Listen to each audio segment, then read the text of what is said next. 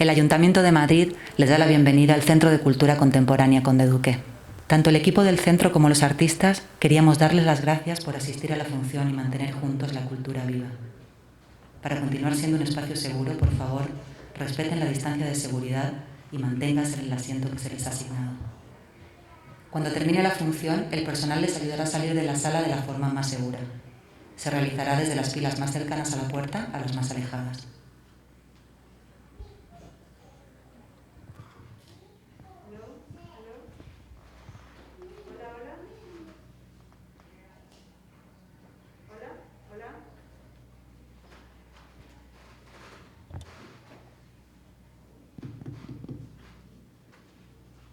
Hello everybody, can you all hear me? Good. Thank you all for being here today. Thank you to the artists for being our guests. And a big thank you to Conde Duque as well for hosting us. I'm happy to welcome you this afternoon to this Artist Roundtable organized on the occasion of the 14th edition of the Proyector Video Art Festival, which takes place every year in September at multiple sites, art galleries, and institutions around the city of Madrid. So we have invited today this diverse panel of artists that are currently exhibiting their work at the festival, and they will talk about their artistic practice today. Let's welcome Lucas Marx from Austria, Marie Ouazani and Nicolas Carrière from France, Ruth Briones from Spain, Eugenio Merino from Spain as well,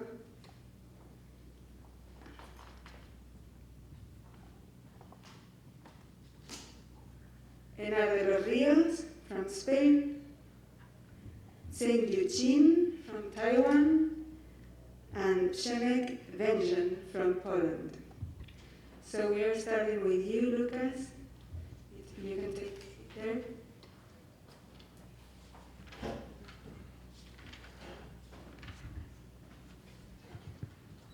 So, Lucas Marx. Hello, hello. I'm going to introduce you a bit. Lucas Marx is an artist and a filmmaker living and working between Cologne and Graz. Marx has an interest in the dialogue between human and geological existence and the impact of man upon nature, which was first explored in his studies of geography and environmental science and at the University of Graz, and was further developed through his audiovisual studies at the Art University in Linz. Lucas has been sharing his research in the visual art environment as well as in the cinema context. His works have been featured in numerous solo and group exhibitions, the most recent ones being the Torrance Art Museum in Los Angeles, the Biennale of Painting, Museum Danens in Belgium, and at the Museum of Modern Art and Contemporary Art in Rijeka, Croatia. His films have been presented in many international film festivals, including the Berlinale in Germany 2017 and 2018, Curtas Vila do Conde in Portugal, Gijón International Film Festival, where he received the Príncipe de Asturias Prize for the Best Short Film Spain, and the Locarno Film Festival in 2019. Hello, welcome. Thank you very much for the invitation. I will just set alarm on 10 minutes that I don't overdo that. I'm gonna talk today about a project which is going on already since a couple of years. I think I started in 2017 in the south of California, like the Salton Sea. This is what you see here also, like there's all the agriculture, like it's one of the biggest agriculture production of the US. They provide 2/3 of fruits and vegetables for the whole country during the winter months. And this was also the project what I was presenting now in Institut de Français, like the exhibition. where I actually discovered the lake and was talking about the monoculture growth and actually the dystopian story about the sea, which started in the 1905, where it got the lake created artificially because a dam broke. And so by accident the lake was created in 1904, and then it has like a very long history, also military history, and then it was also what you can see a recreational area, and it is simultaneously, as we see in these other pictures, in the north and south was a very big food industry which is still there. Was created very long and also has like very military history and then it was also you can see a recreational area, and it is simultaneously as north and south overwhelmed with the whole situation there, that I thought how can I work about this area, or how can you actually talk about this topic? And then like one led to another, so I was actually following the flow of the water and all this agricultural process. And here you see how it looks now after there was a massive fish die-off in the late 1990s, where up to 10 million fish died in a month. So actually the lake is totally abandoned, like there are just abandoned cities around it. And I spent 10 days on a boat. What you see here, it's called a temporary lake explorer platform, on the boat to actually search for a target. And the target I got introduced was the first target which was used in 1944, 1945 by the 509th Composite Group, which was bomb practicing. So they were throwing on this wooden target, what you see there, 172 bombs, which having the same size, the same weight, and the same shape like the atomic bombs which were dropped on Hiroshima and Nagasaki. So they were actually doing aerial testing, like that the bomb flies stable, and also for the fusion, for the fuse testing, that the bomb explodes in a certain height to cause maximum damage. And when I learned that, besides all these other problems, then I got even more sucked into the military history and continued my path there, which is still a continuous project. And at the moment I'm trying to find one of those bombs which are in the lake and around the lake, like they are inert, so they have no explosives. And I made it as my motor for constructing new video works, actually, and talking about this very actual topic about nuclear warfare. So here you just see a few images where I was first time encountering the platform with a canoe, and there you found them on the platform left bird eggs or pelicans, which also, like, there was this massive after the fish die-off led to a massive bird die-off also. So this is Mr. Clifford, a primary school teacher, which then was offering me his boat, and we did several excursions there, so I could do filming. Here the boat burned, the motor burned, and at 45 degrees we had to pull it back to the road. And then here is another discovery. It's called a remote camera site. So it was also a very big industry. Like what they built there is, it's a podest for cameras. So they were also doing lots of observation, obviously, of the bombs. And this was also led by the Lookout Mountain Laboratory, which was a secret film lab from Hollywood, and they did all the documentation of the whole nuclear warfare. So all the images we know about atomic bombs, or the most of them, are done by them, and these are the remains and the ruins, what they still have there. And yeah, here you see a photo from the 60s, actually, when they were filming the dropping of the bombs. And here this is from the view of one airplane dropping these atomic dummy bombs down to the lake. And for me it got very interesting, this whole idea about this pre-phase of actually this very much point which changed the whole perception of, or actually also the era, like some people saying like the Anthropocene started with the first. For me it got very interesting. For me it got very interesting the idea phase of pre-phase of this very from used by humankind, like overtook the role of geology. And then I'm seeing I'm running out of time, so I have to speed up a little bit. So what we see here, then it continued also like this was the Enola Gay, actually the airplane which dropped the bomb on Hiroshima. And this, then I visited also these places where actually was the hangar. So Enola Gay was staged here during the World War II, and there's also an artist residency what gave me the opportunity to explore a little bit about the other side, so not about the target, so about the takeoff. So this is called an atomic bomb loading pit. So actually they had to build these objects to load the bomb into the airplane because it was way too big. And for this time, for the airplane, so it had to be lowered inside. Here you can see how they were putting into this pit and then loading it into the airplane. And what I'm doing right now is like collecting all this material and trying to make a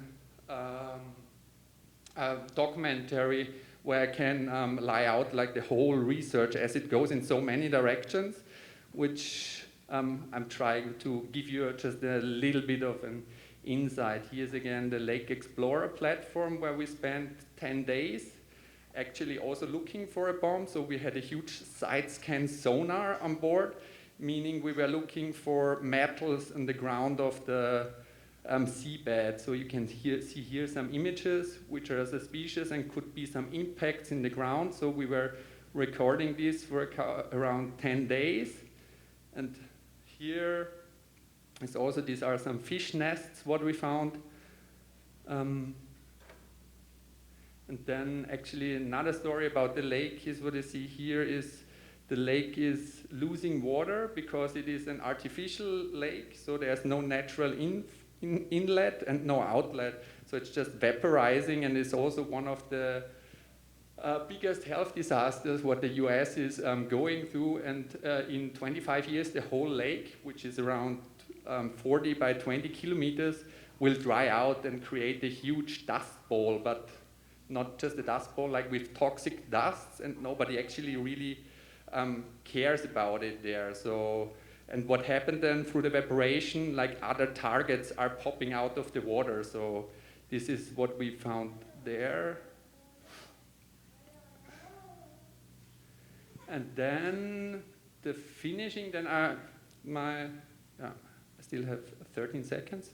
So here you see just the map, what I also found, and then actually after working there for 2 or 3 years, I figured out that there are also land targets, so not only in the water, which made it a little bit easier in a way to find these bombs. And then I went with my partner Vanja Smiljanic together for a few weeks there in the desert, and we were actually with an oversized metal detector looking for remains, and we found quite some pieces from these droppings, and this is the research what is done till now, and now we're actually waiting till there's a possibility to go back to the US to put this whole TED talk I just gave you into a documentary film. Thank you very much for your patience.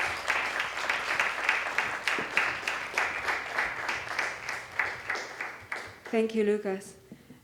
Just to say that towards the end of the event, the artists will be taking questions, so you are most welcome to join the conversation and develop it further.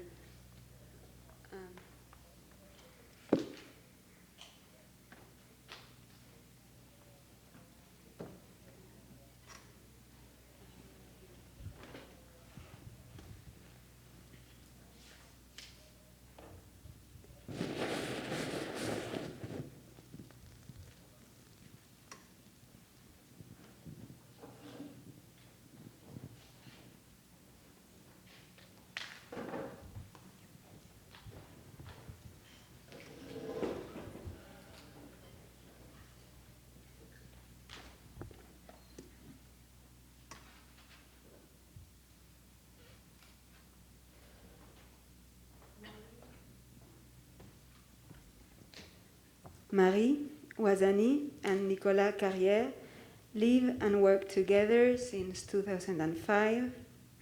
They build climate fictions that explore the changing urban territories, peripheries, interstices, suburbs, and consider the impact of the current ecological crisis on their inhabitants. Their work has been presented recently in several art centers in Nice, Aix-en-Provence, Saint-Ouen, Brest, Amman, and they have participated in the 19th WRO Biennale, Manifesta 13th, Second Lagos Biennale, Rencontre Internationale Paris, Berlin, 15th Odessa Biennale, 61st Salon de Montrouge, and Festival OVNI. Well, thank you very much. Thank you. It's work? Yeah. Thank you for this presentation. Thank you to be here. We want to talk about 3 videos. One, you can show it in Institut Français in the exhibition. And 2 other take part in a big project about Grand Paris. It's like Greatest London. I don't know if you know. It's a big project of urbanization to create new metro lines and a big metropolitan place in Europe. And I don't know if you know Paris, but there is a big external ring around Paris. It's called in French Boulevard Périphérique. And it's a symbolic border between Paris and the suburb. And it was created during the 60s. Here you can see it's a photograph of an exhibition where it was shown in the suburbs of Paris. And so in this video is the first one we did about this transformation of Paris. And it's a 52 film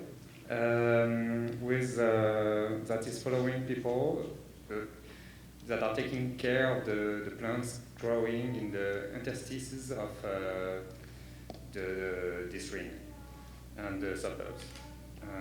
They are doing some kind of gardener's gestures, like, but more in a poetical way. Like, it's not really gardening. It's more, for example, removing the dust on the plants, on the leaves, or just giving them some air, fresh air. And so the video is on a way some kind of document of this of the state of this ring and the suburbs at that time, and also it's a fiction where these people are trying to resist to the control and urbanization of the city. So here you can have some pictures of the video. Also in the video there is like each sequence is linked to a specific plant, and it's like an herbarium where you have like the description of the plant and with its origin, its properties, and also like we recreated the text and we integrated inside some kind of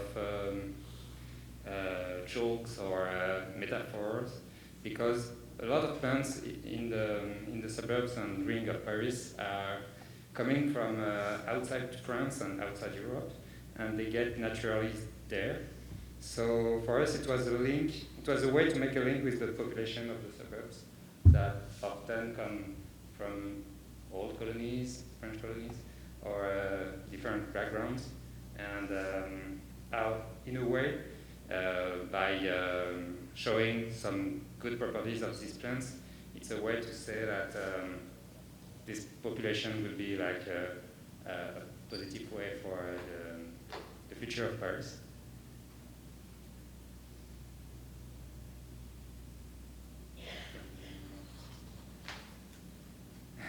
Okay. So yeah, well, you can have some gestures. So for example, in this picture, you can't see a lot because it's supposed to be in the dark, but like in this sequence, some people are watching a film. Well, it's some kind of found footage film focused on suns that are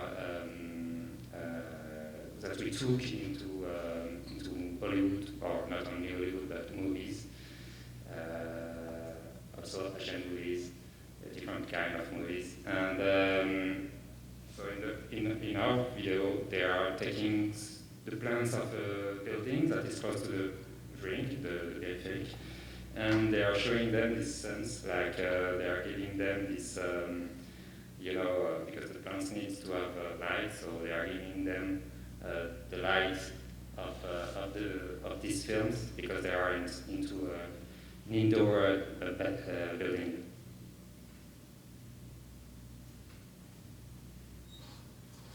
So, do you want to speak about this video or not? After.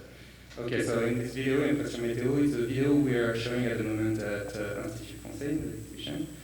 Here it's an exhibition view. This video is about the weather and how the weather can be seen on buildings. So it's a kind of fiction where we, from real meteorological events, we are extrapolating some kind of impact of this weather on different architecture that are utopian architecture from the 70s, 60s, 70s in Paris and the suburbs. So the video is following some kind of chronological path, starting in the 50s, like 54, and going to 2054, something like that. And so we have this kind of character also. They are, like in the previous video, they are taking care of the buildings. And so they are like imagining how some scars in the buildings or some dust on the buildings can refer to, for example, flood or pollution impact. And so you have some text also that is explaining kind of this experience. And in a metaphorical way, making some kind of link between some notions, architectural notions, and meteorological notions also. So, yeah.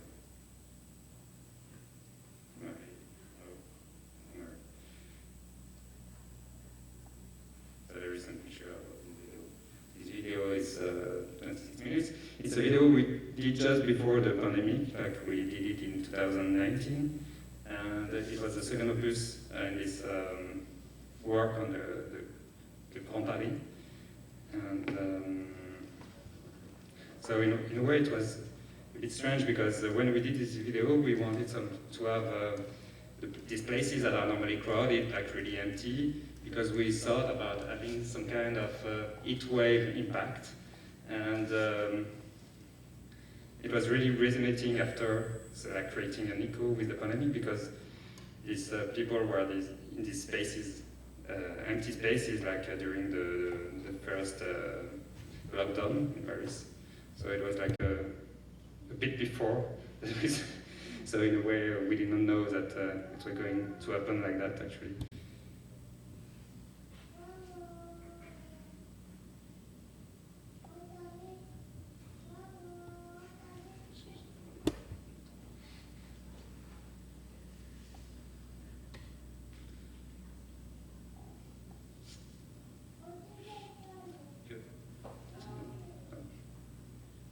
Okay, so and Maison Avocat is the third video. It's the English title is Home Avocados. We just did it in last June, It's a video a bit linked to the pandemic in a way, because it's showing an old man in an empty flat that is taking care of avocado trees. So in the video, he is collecting the seed that you can find in the waste of people eating avocados, you know. And and from this seeds is making these seeds growing, and like avocado trees. And after he's planting them in the city around his space to try to vegetalize, the city. So it's a video about the pollution of the commercialization of avocados, and also about, in a way, the way of taking care of the living during the pandemic.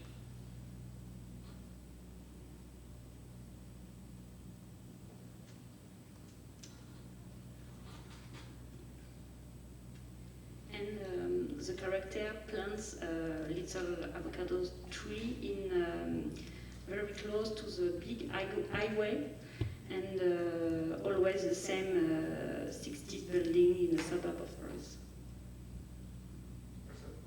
So in the video, we were interested in the fact that the culture of avocados is deforesting, and it was a collage in the video because we put these avocado trees close to buildings that were created after an expropriation situation in the suburb of Paris, because they were creating highways. So we were interested in this link between the fact of creating highways and destroying houses, and to create some, flux, like circulation, and this situation in South America countries where they are cultivating a lot these avocados. So that's why, for example, in this picture, the avocado trees are planted close to the city, to these buildings, because they are the buildings that were created after to relocate the people that were in the houses. So, and in Paris, it's called Cité, and it's where, poor people are relocated. It was supposed to be temporarily, but actually they are still there. And yeah.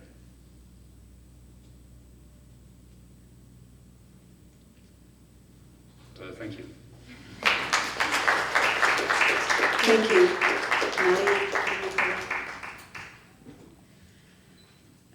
Just to remind you that I didn't say it, but as they said, the work of Nicolas and Marie is on display now at the French Institute.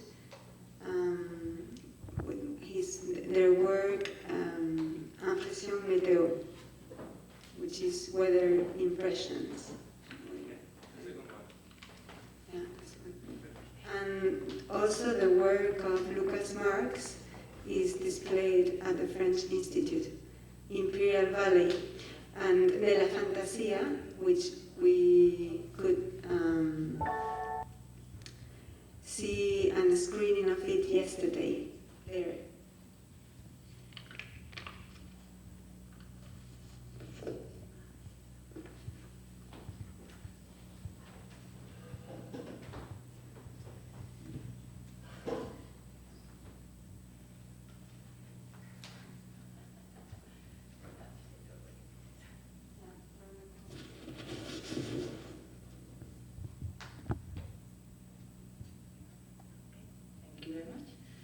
I'm going to take Lucas's lead, and I'm going to set a timer because, I tend to speak quite a lot. First of all, thank you very much for inviting me. Thank you very much for coming and sharing this afternoon with us. My name is Ruth Briones, and I am half of a team, basically, My colleague Raquel couldn't be here today. And I'm here to talk a bit about our work, specifically this installation, which is called El Mejor de los Mundos, the best of worlds. Raquel and I, we started doing purely video art and have progressively moved into video installations, and at present starting to introduce a bit of interactivity and immersion in a way. However, this piece is just a video installation, a one-channel video installation in which a video is mapped onto those 7 screens. And they are set up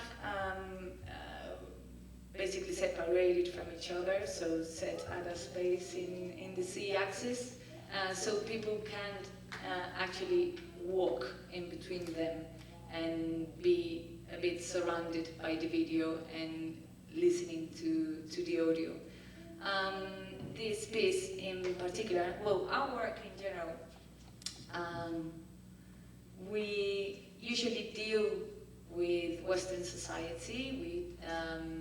Our topics usually move around the customs and behaviors, decisions, relationships in Western society, in particular the Spanish one, because it's the one that we know.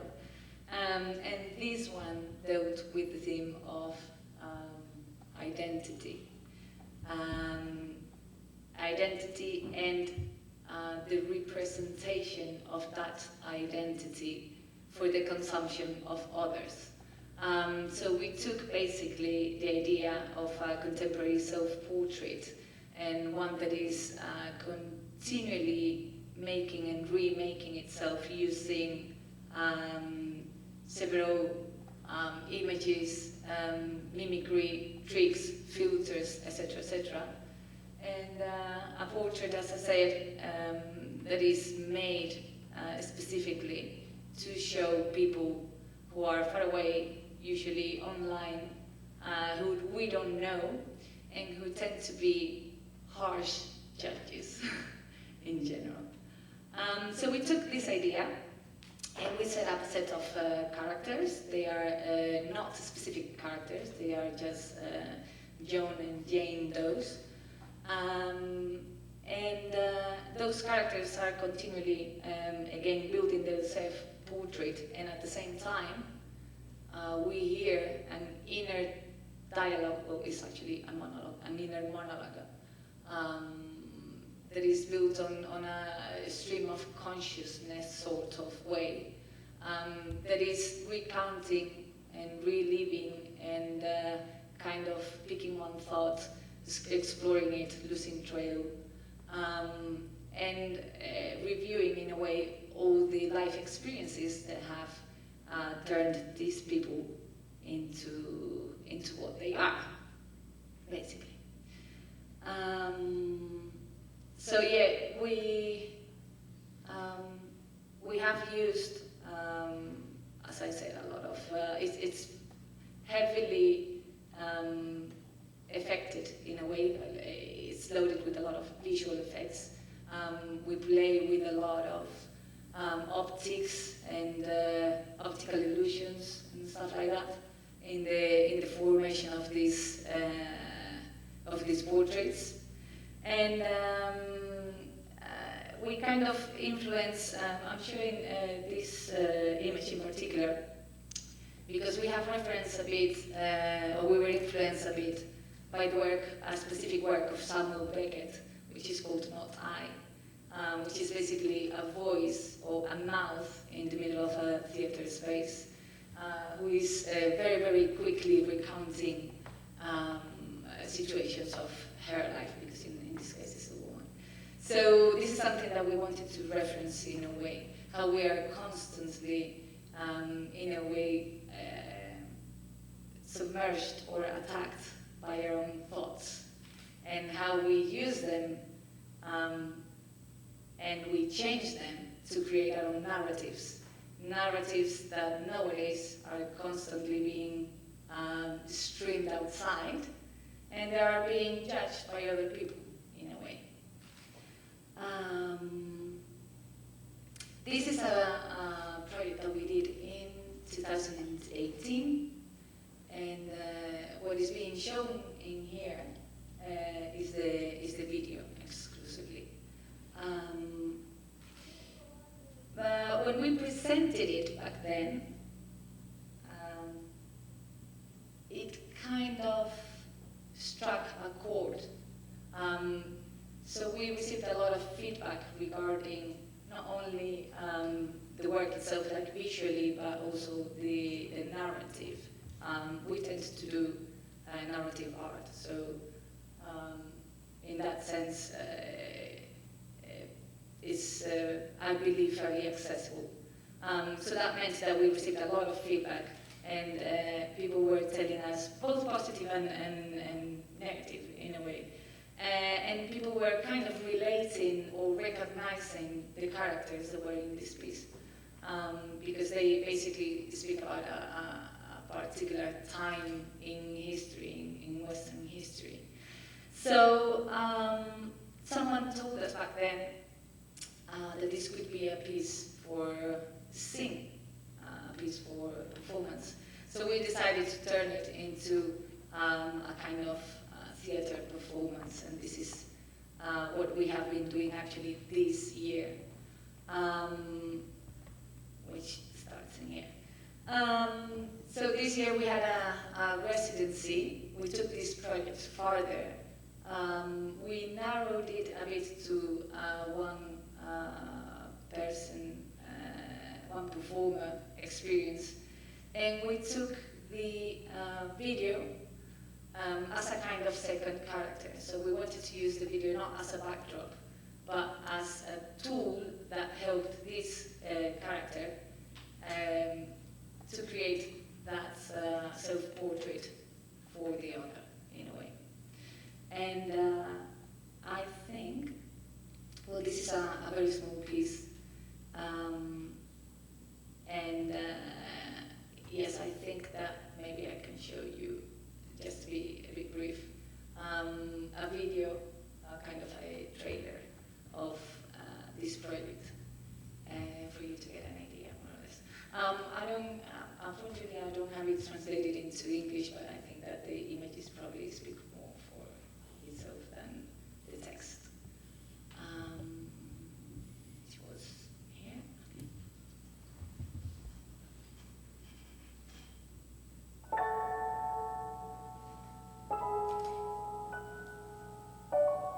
Lo importante es controlar tu propia narrativa.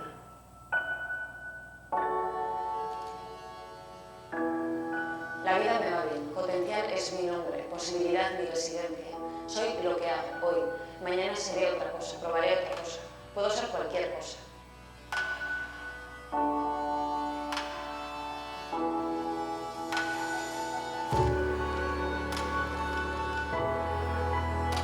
Hago esto y lo otro. Lo cedo sabiendo el sentimiento de profundidad. Hacer cosas distintas. Ser gente distinta. Yo lloro mucho. Yo siempre he vivido mucho.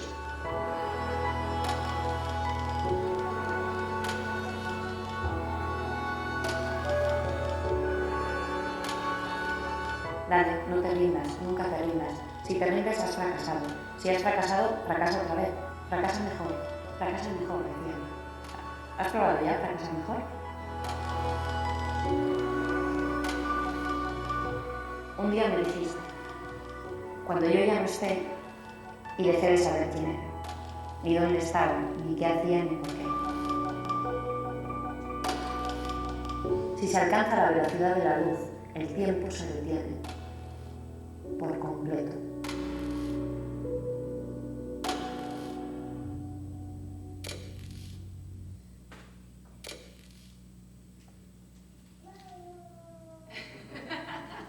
Thank you very much. Thank you very much.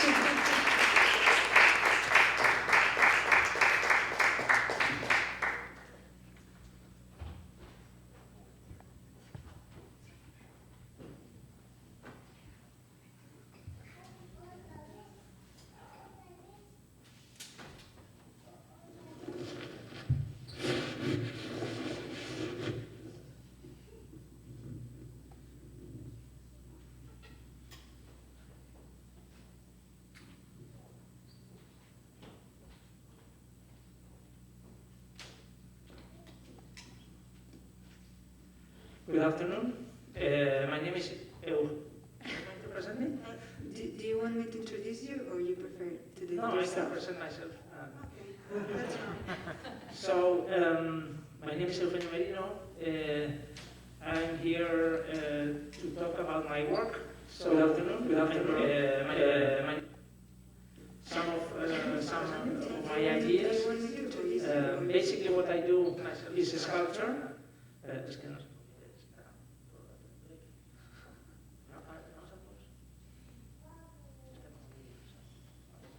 Basically, I'm a sculptor. I do installations. I do work, physical work, objects. But here I brought some of my works in collaboration with other artists. In this case, I brought Freedom Kick, which is the video we are showing at Projector.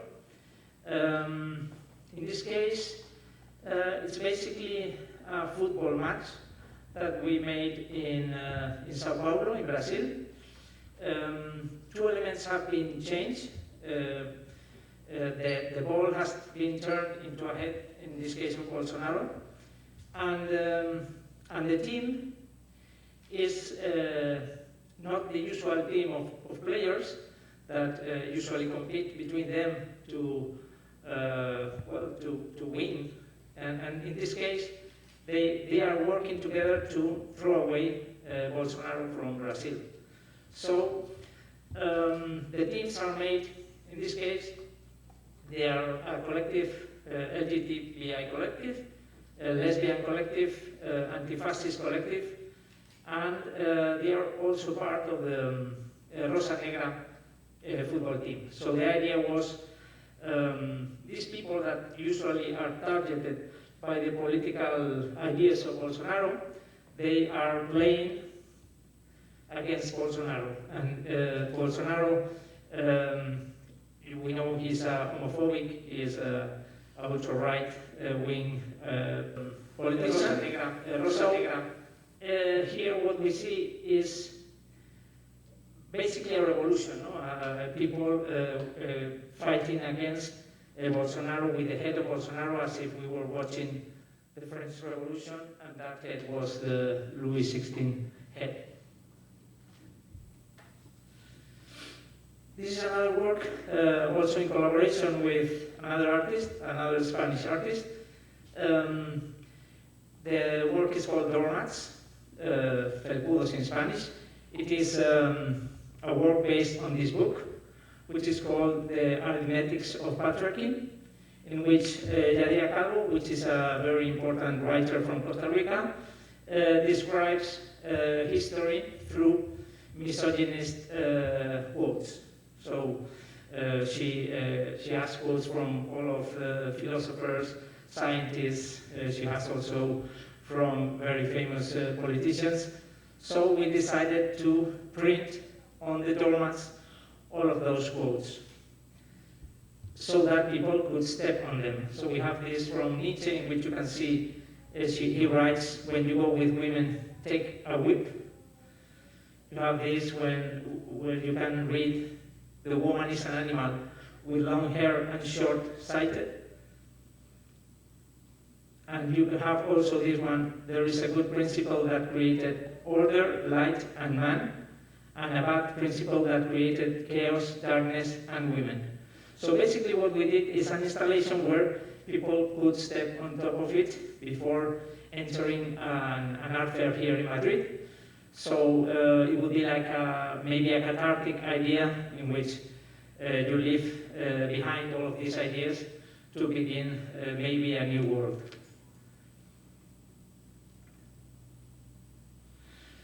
This is also a work I made with another artist, with Santiago Sierra, in 2018. The idea was basically to make a ninot, which is a typical Valencian sculpture, which is made for being burnt. The idea is very simple. We wanted to give birth to new ideas and finish with old times, with old regimes and with old traditions. So we began to design the 5-meter sculpture. We went to Valencia, so the sculpture is made of wood and cardboard because it's made for burning. We designed also these eyes that are also in a resin, so they burn at different time. And inside we introduced this skull, which is fireproof. So at the end of the burning, we wanted that something would still be there. No? We wanted to see the skull of the king. So this is the image of the king in the Valencia studio.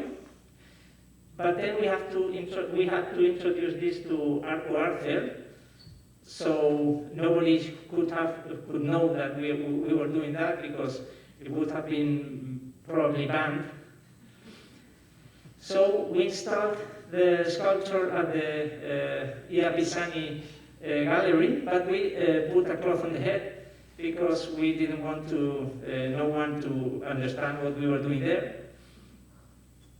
And at the day of the opening, we took the cloth, and there stood the king. So, there were a lot of collectors interested in the work, but the work was sold with a contract in which the collector had to burn the sculpture before 1 year. So this is where I think we did it good because finally it didn't got sold. But Santiago Sierra and me took the work to Barcelona and took it to burn. We made a video. We took a film crew and filmed it in slow motion. So we had the pleasure of watching the video for 1 hour, and we could see all the process until the skull came out. And at the end, finally, we found all of these elements: the skull, the ashes, and the torches. This is another sculpture I made this year. Well, it's only a model. The idea is making a monument that would represent Spain. So when I thought, Paul Preston had written this book in which he told us that all the corruption in Spain is something that comes from far behind, maybe in the end of the 19th century, and it then continued with the dictatorship of Primo de Rivera, and then after with the Republic it was a little bit less, and then it was during the Franco dictatorship when corruption was the way in which the government controlled all the state, and that is why Franco stayed there for more than 40 years. So I thought that this element could represent perfectly how we are. This is a plaque in bronze where you can see the monument of corruption and a geolocation where the monument should be. So I made all the plans in which this monument would be just in front of the Congress of Deputies, and you could see that all the measurements and all the material, because I thought that because it was only an idea, it should be made in gold. And at the same time, I thought there should be also postcards, because all the tourists should understand how we are through the tourism information. That is how the cities are sold, and for me that was a very good way of communicating our ideas. No? And finally, I'm going to put this sculpture that I made in 2012. It's a sculpture of Franco. I made it in, it was shown in 2012 in Arco. And it was only an idea about the presence of Franco in our society, in our institutions, and in our politics. And 10 years after, it's still very, I think it's just an idea that prevails and that represents the situation in which we have all these ideas. idea of historical memory. And that's it. Thank you. Thank you so much.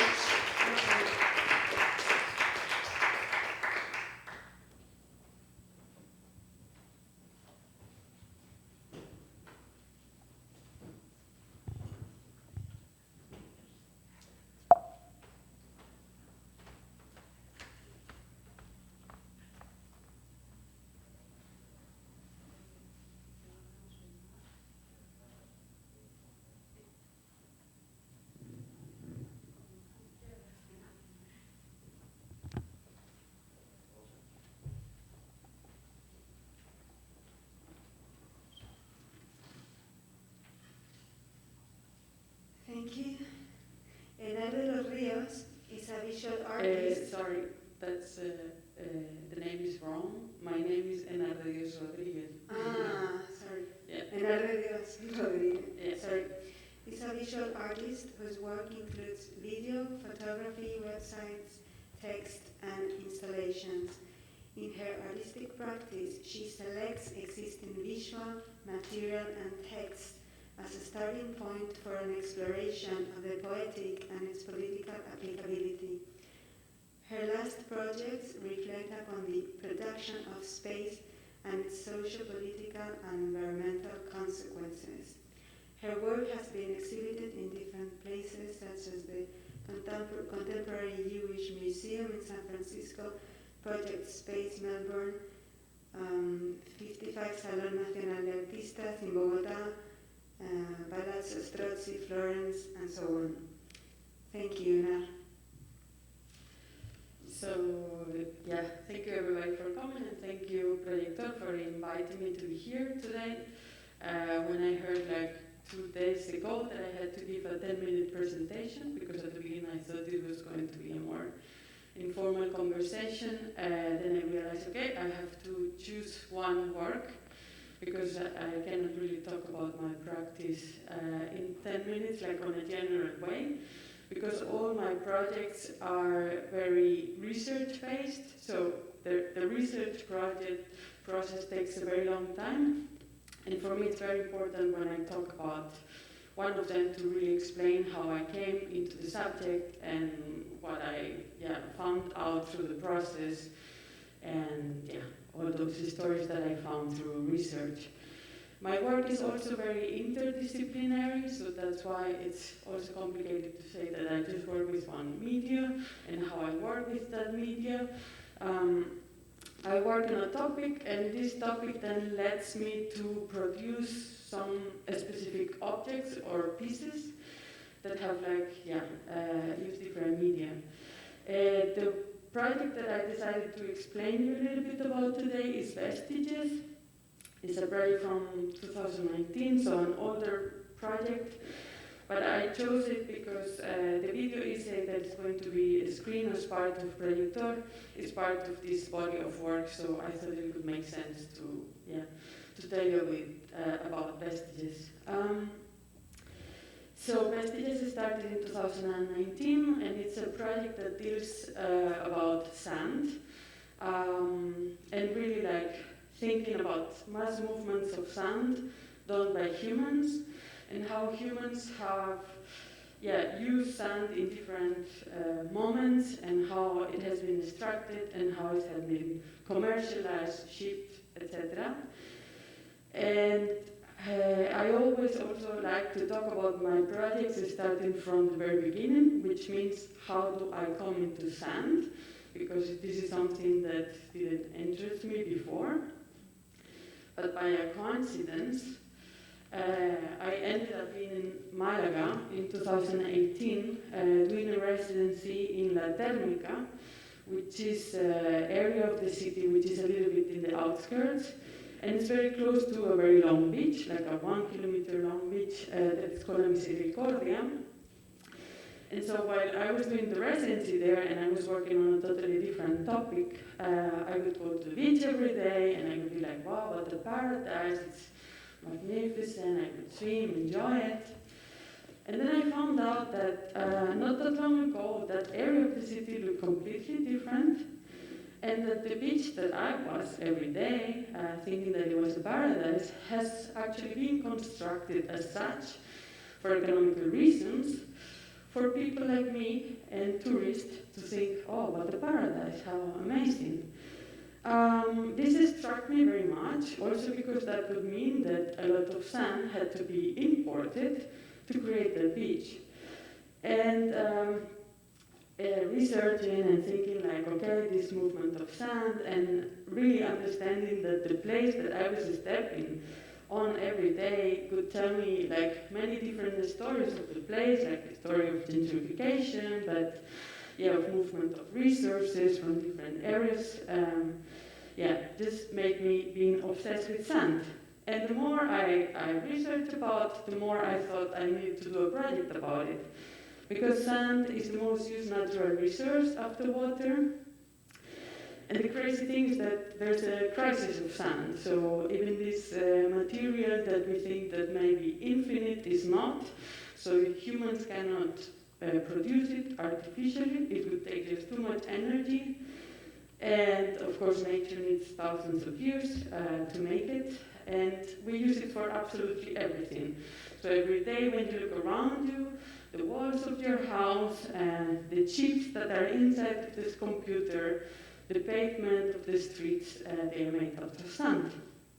And like all the research process and all the stories that I could find out ended up being a body of work with different pieces that has been shown in a solo show in Melbourne.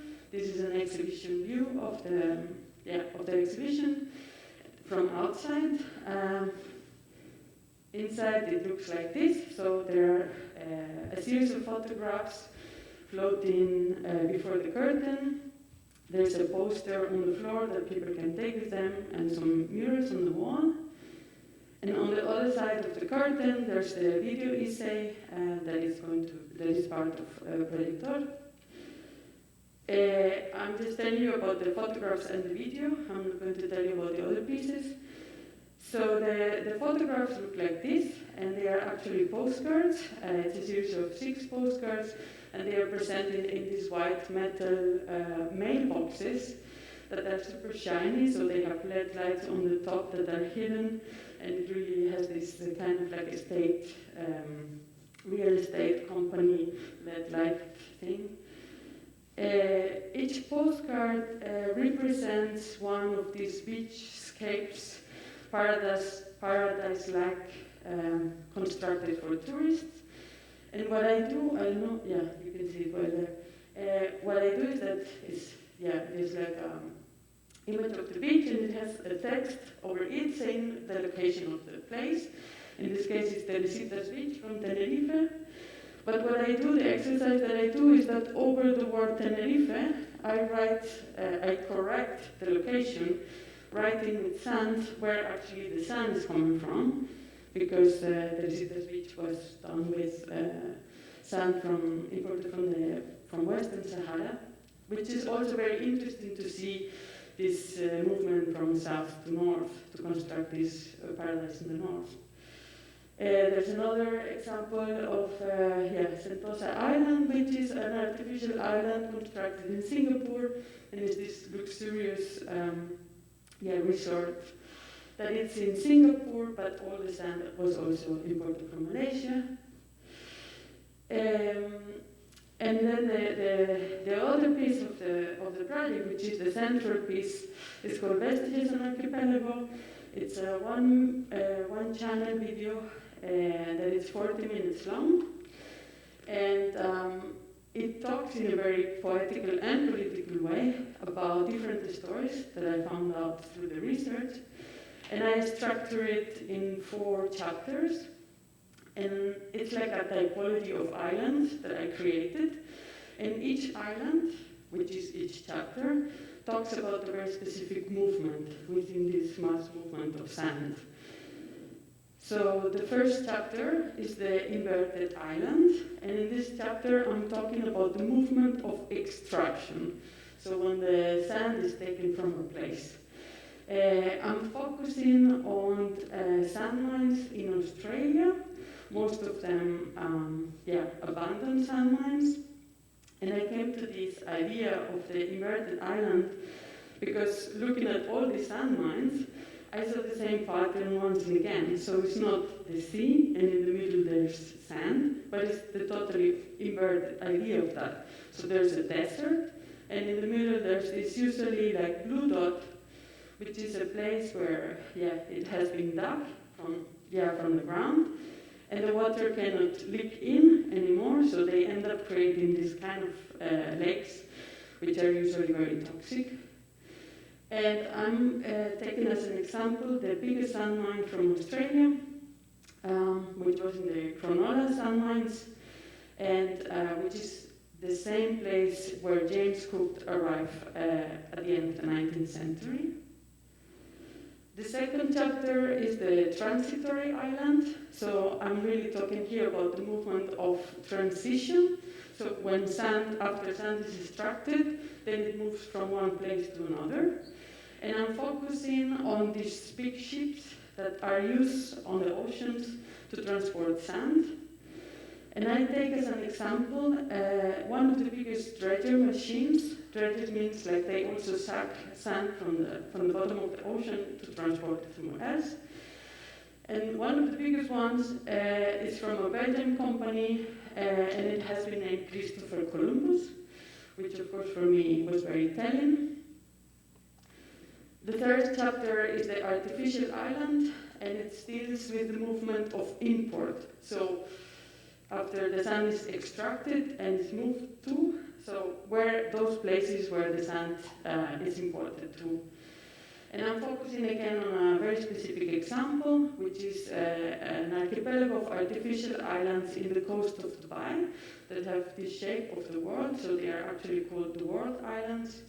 And of course they are also like this luxurious touristic resort in which supposedly, of course not all countries are represented in the world, and each island should be like a resort with the theme of that specific country. And the last chapter is the disappearing island, and it talks about the movement of disappearance. So what happens then when sand is not there anymore? And I'm talking about different islands in the world that are disappearing nowadays, and many more that are predicted to disappear, and talking about climate refugees, etc. And the video is online, so you can see it in Vimeo.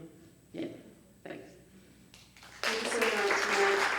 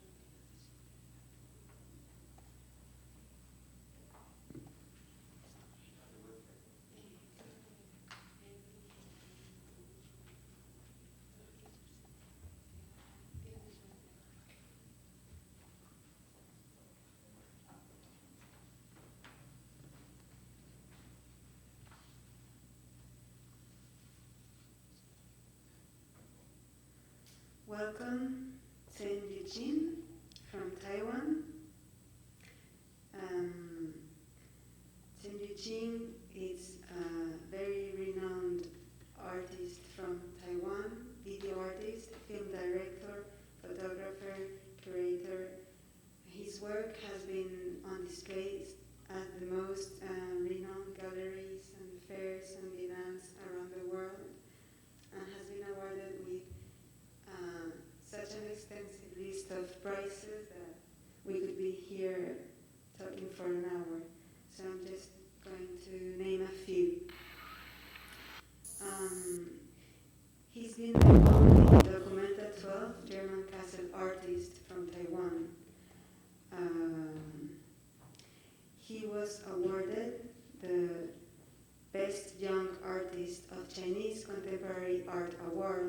2008. He won the Lumen Prize in 2020, the Golden Cow at the Gstaad Film Festival in Switzerland in 2020 as well. And the list is really, really long.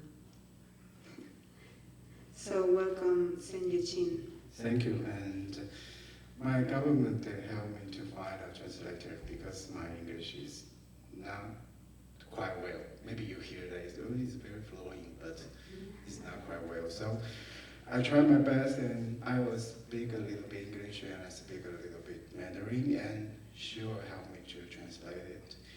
So now I'm speaking Mandarin. 我现在我主要会先讲一些就是我的想法，关于我如何看待我的影像，还有一些我自己作品的一些部分。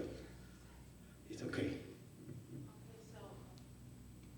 To start with, I'm going to talk about my work, some of the ideas that I work with, and how the public should view my work.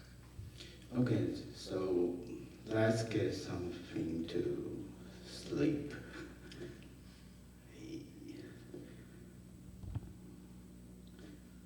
Not this one, sorry. Yes, this one.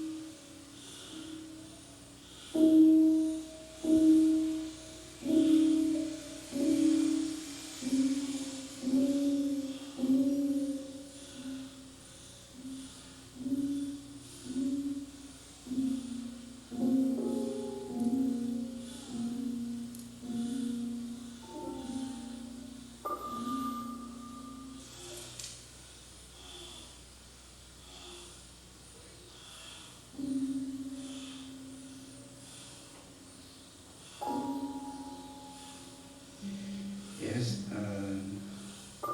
now we try to speak a little. Okay.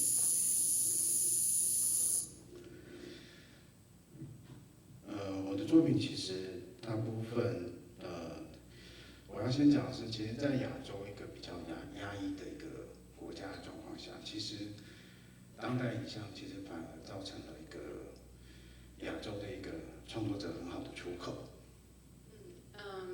Asia, the society in Asia is not as free, so maybe video art is a good way for people to express themselves.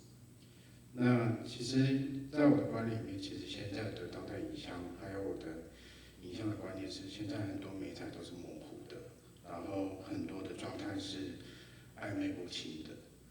So as I see it, nowadays maybe the division, the separations between different media are becoming more and more blurry. 那其实东方的影像，其实我们的这个时代的创作者，其实是长期受西方的媒体影响。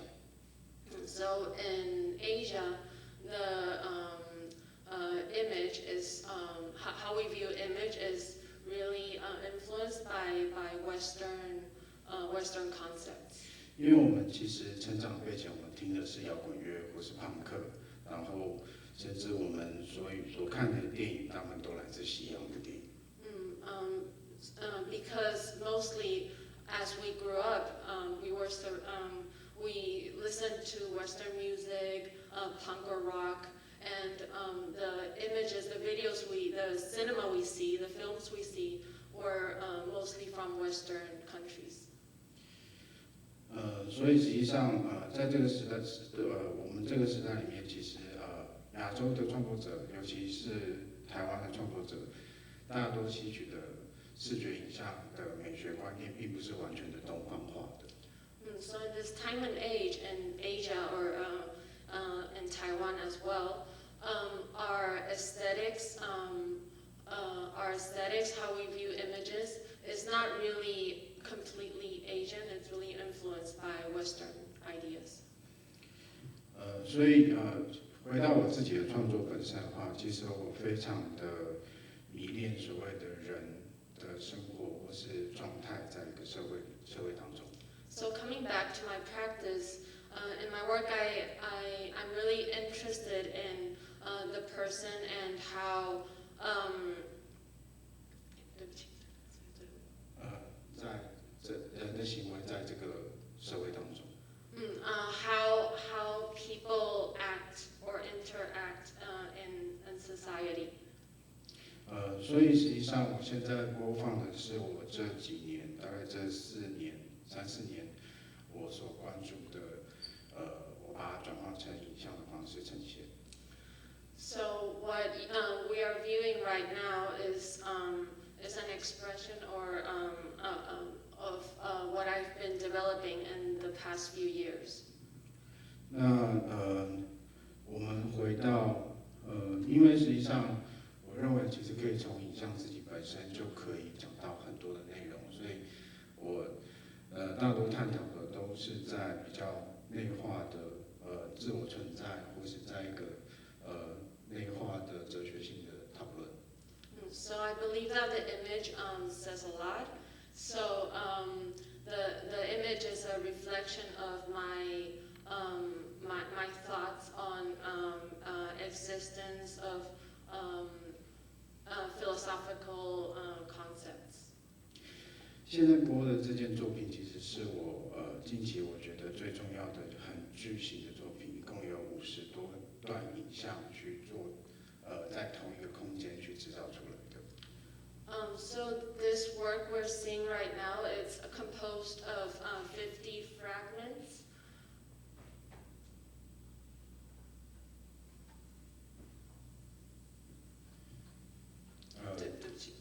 在同一个空间去播放。Yeah, it's composed of 50 fragments, video fragments that are projected in the same space. 那其实他是在讲一个台湾的一个社会现象，就是我们其实有种无所依靠、无所去，不知道能够到哪里的一个社会状态。And it is a reflection of a phenomenon that can be seen in Taiwan, of how we have, we don't know where we're going, we don't know what's going to happen. 所以实际上我拍摄的是有50多个青少年，他一个人在台湾台北的一个街头，然后他停留在街头当中，不知道要去哪里的一个画面。50个。So it's each video is the image of a young Taiwanese person who is in the middle on the street, and he doesn't know where he's going, and there's 55 of them. 我再重复 I repeat again the video.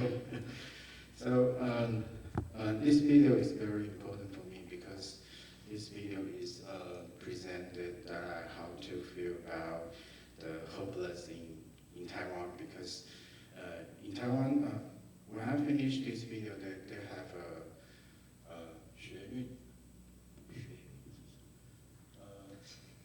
the protest.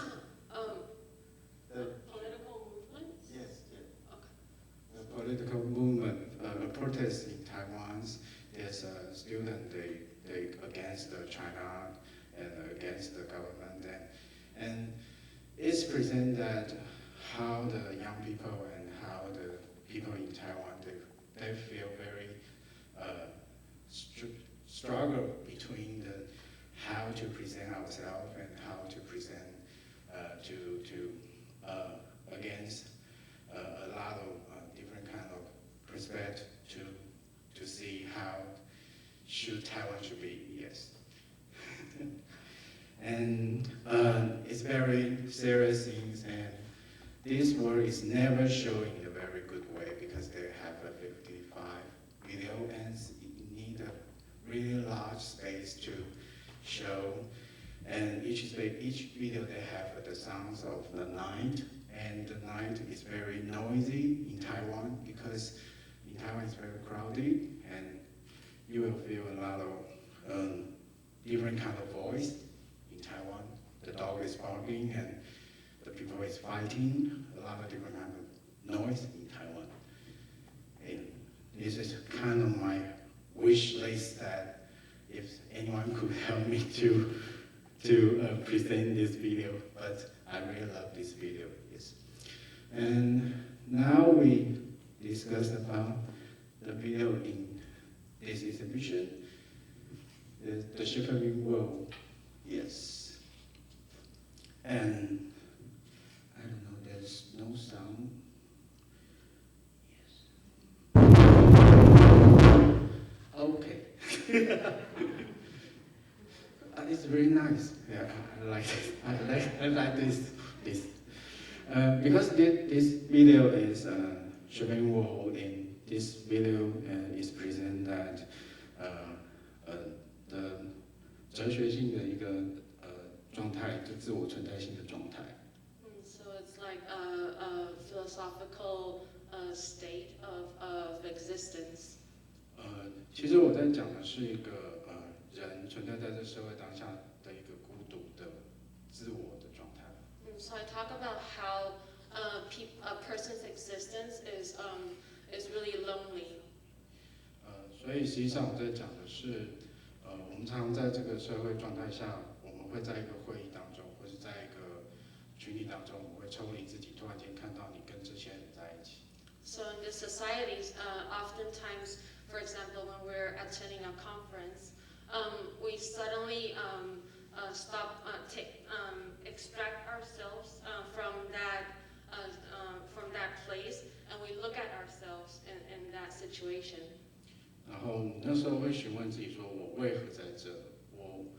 我为什么会在这里跟这些人在一起？ And at that moment, maybe we would ask ourselves, why am I here? Why am I with these people?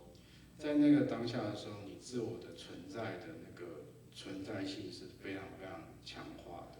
And at that instance, your sense of existence is really, really strong.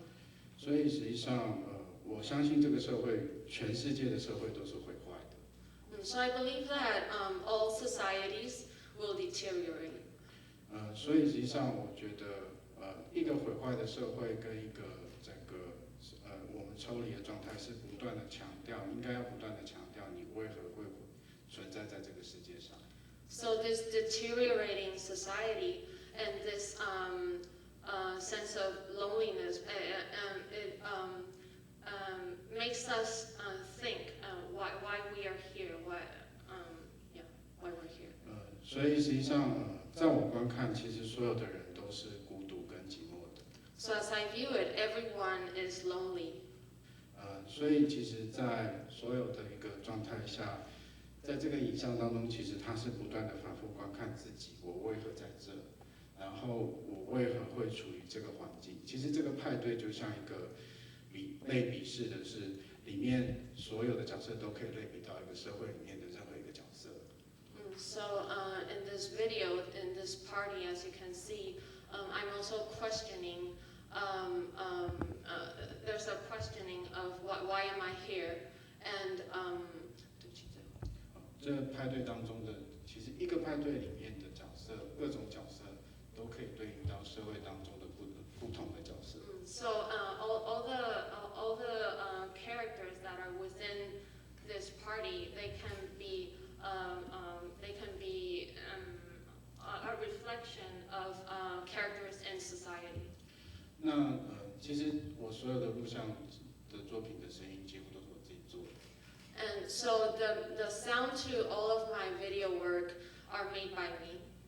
然后这一段作品的那个震动的声音，其实是一个很重要。当你走进一个空间，它有一个强大的低音，把你整个身体不断的晃动。So in this work, the sound is very important. The bass sound is very important. And when you walk into the viewing space, you can feel the shivering of the produced by the sound. 所以我其实就大概简单的去呈现我的作品，其实都是在讲一个当下当代的社会当中人的行为跟肢体跟神情。So my work is always a reflection of action of society as it is, with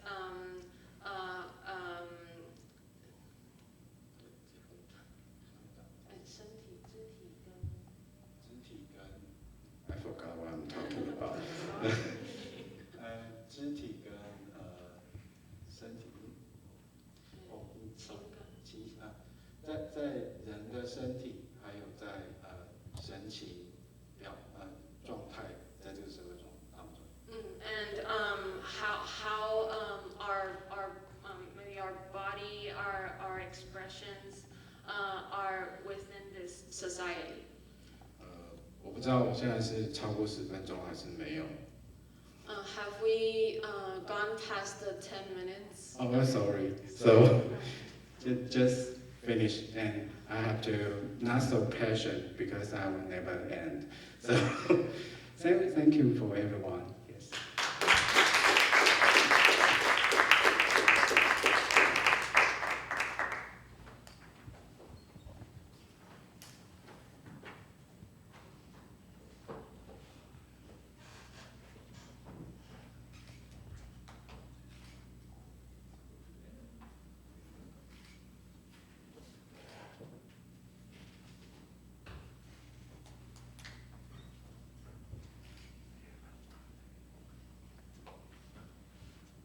Hello,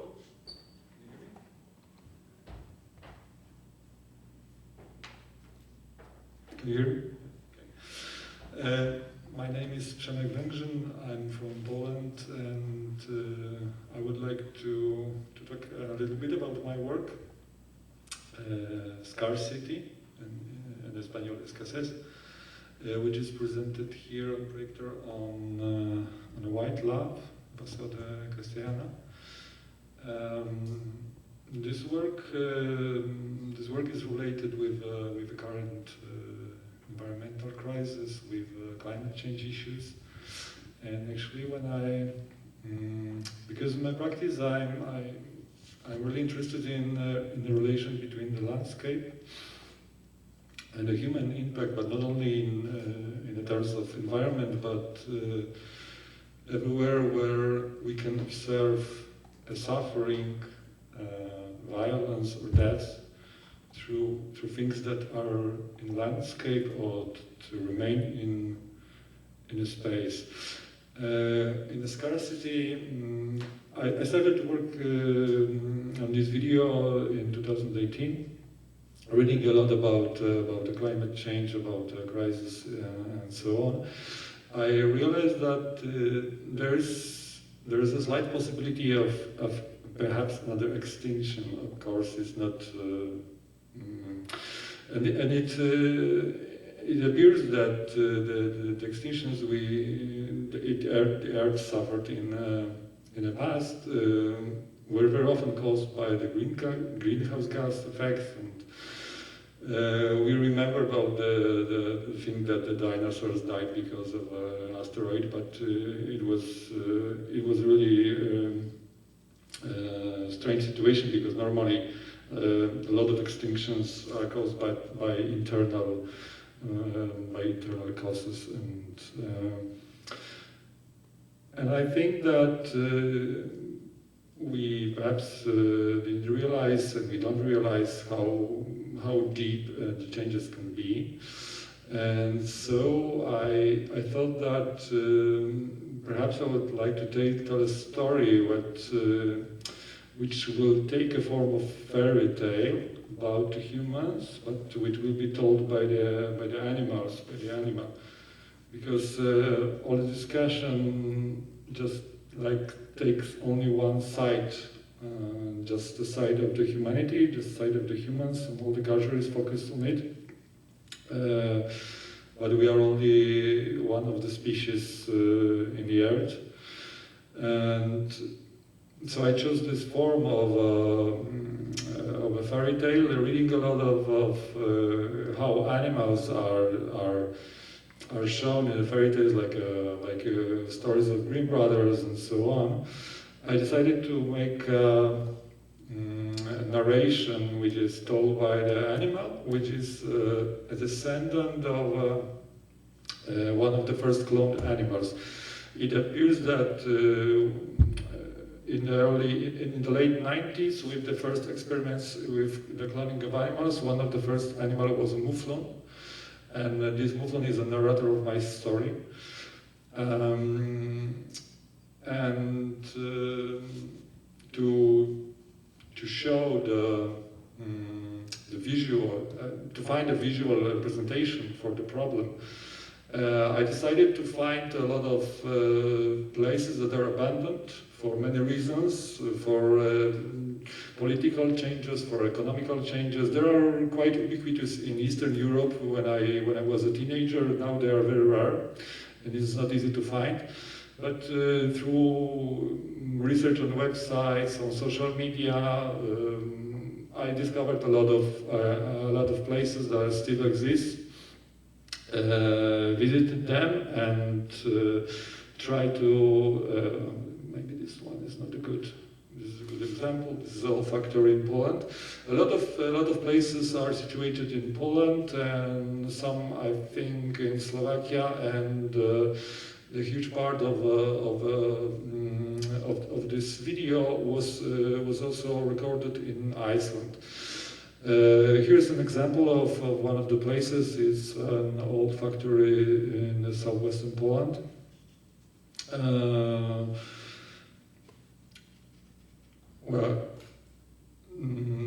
And some of these places are situated in a lot of.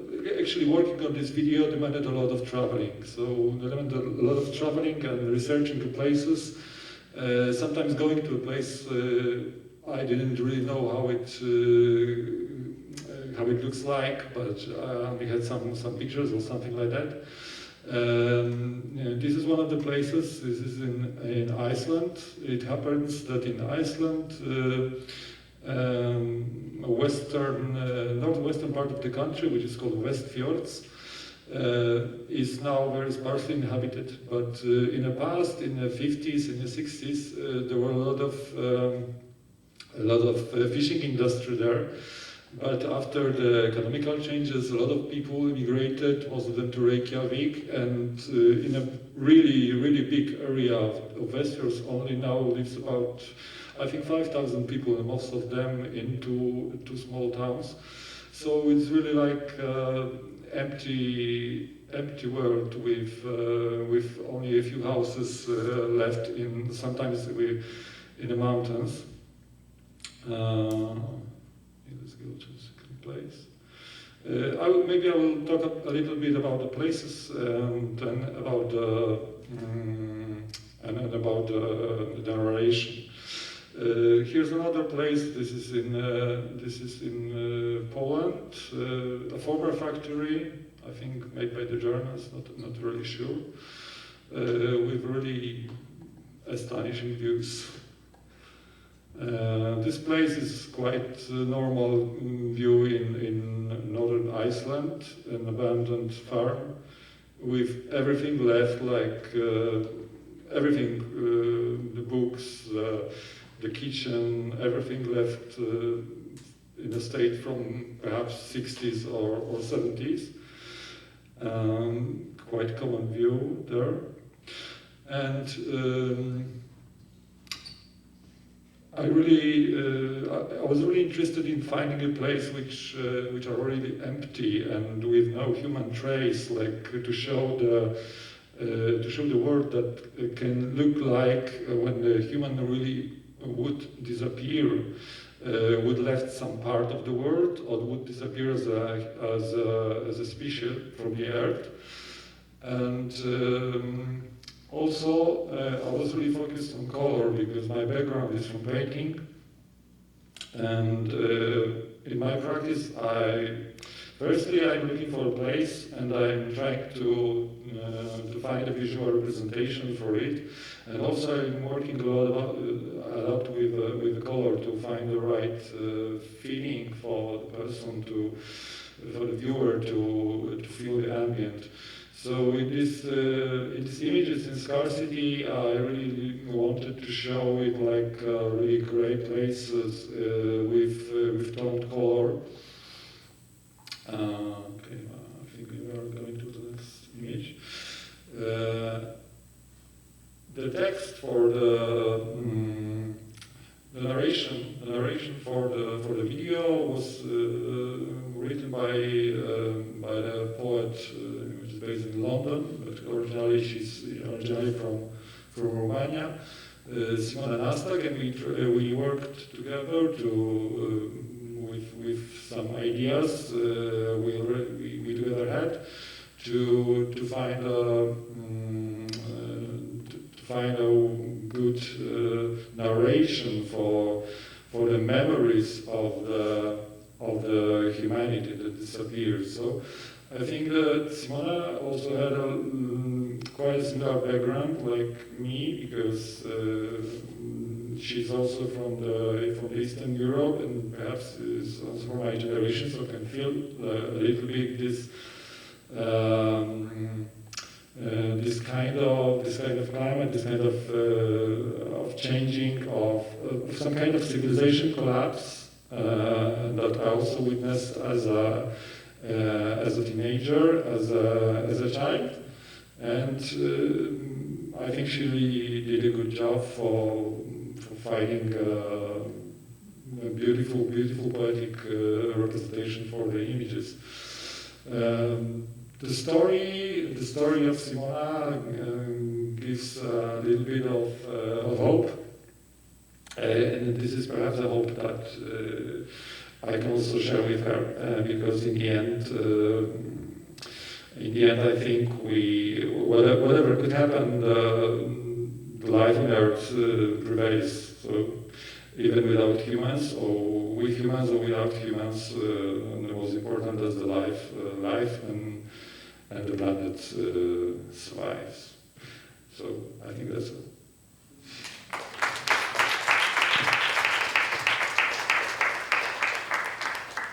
Thank you all.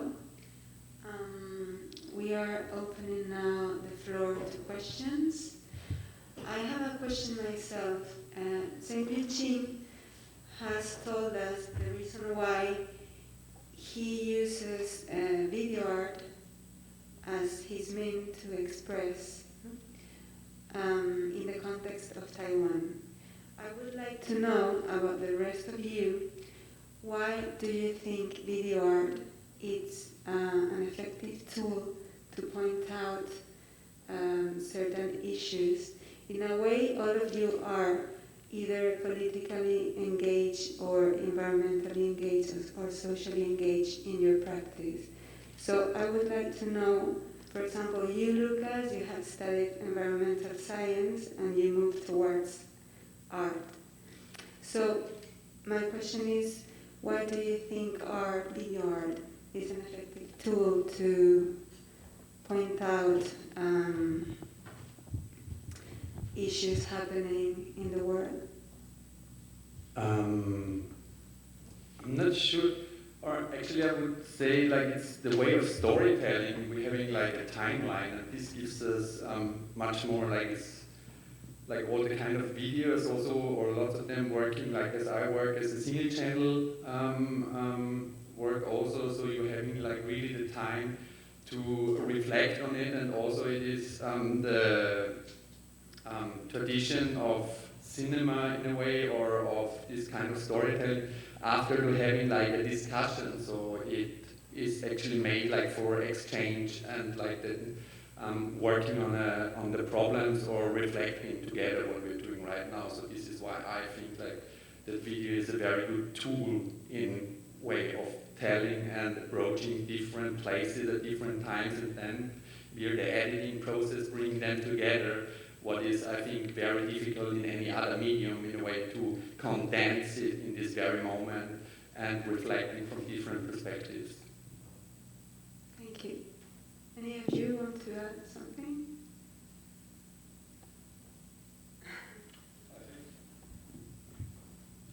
I think it's also, for me, it's also free because, for example, I come from painting. I feel that in painting you have a lot of tradition you have to cope with, and this thing does not exist, almost does not exist in video art. And also, as Lucas mentioned about cinema, but very few video artists have sources in cinema. See, and I think for me, video art is more free and free of tradition, and this is easier to. Because in painting, for example, a lot of art is just coping with the tradition, quoting, or that's it. Okay, thanks.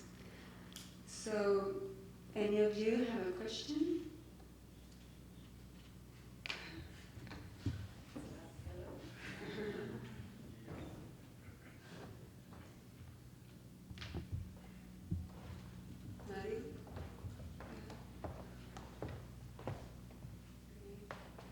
Okay, so following my previous question, I would like to know also, like some of you use like tales or fiction to point out the issues you want to talk about. Like for me, it's very powerful. For example, when you are telling. Like using a tale from the future, but using real current images.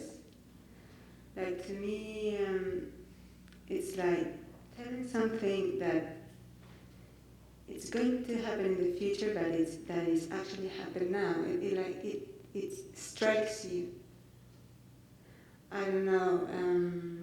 What do you think about using those kind of fiction? Maria and Nicolas well.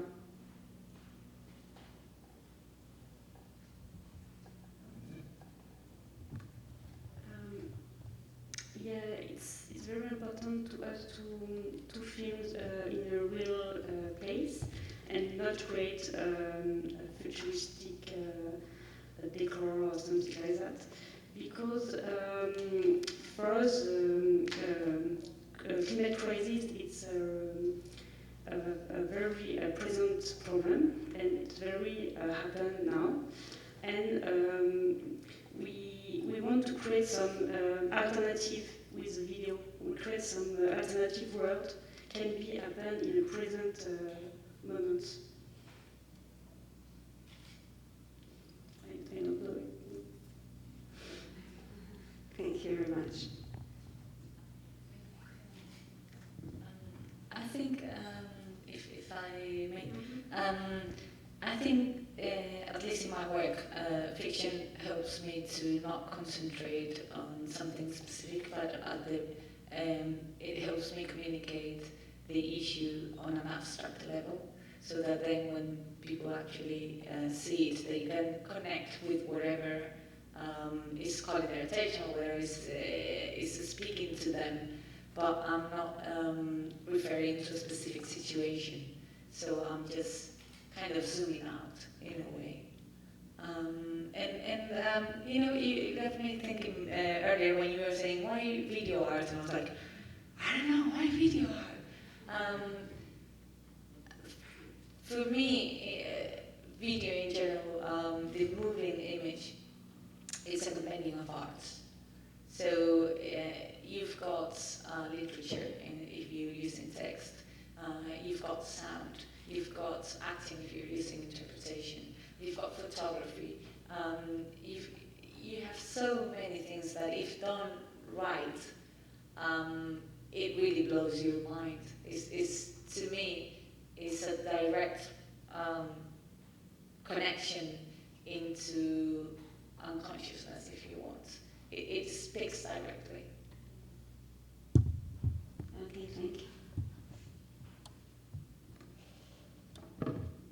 I'm just curious, when you showed the sculpture of the Ninot, the king, you said you took it to Barcelona to burn it, but no one bought it. So, like, you burned it in the street, just like, how did it happen?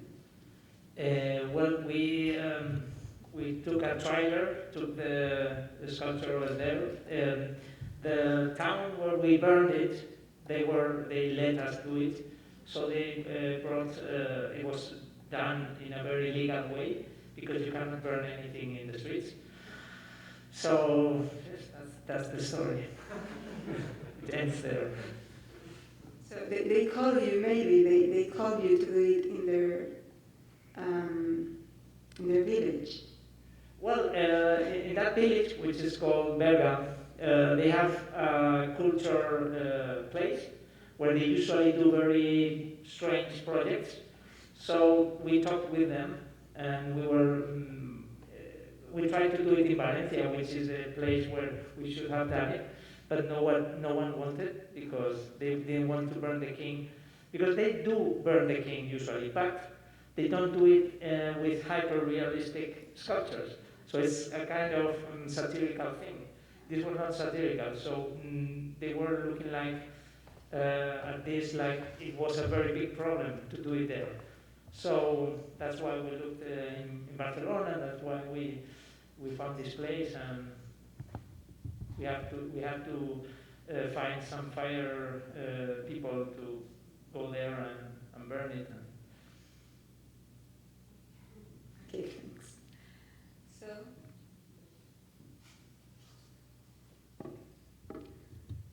that's it, I think. Yeah, it's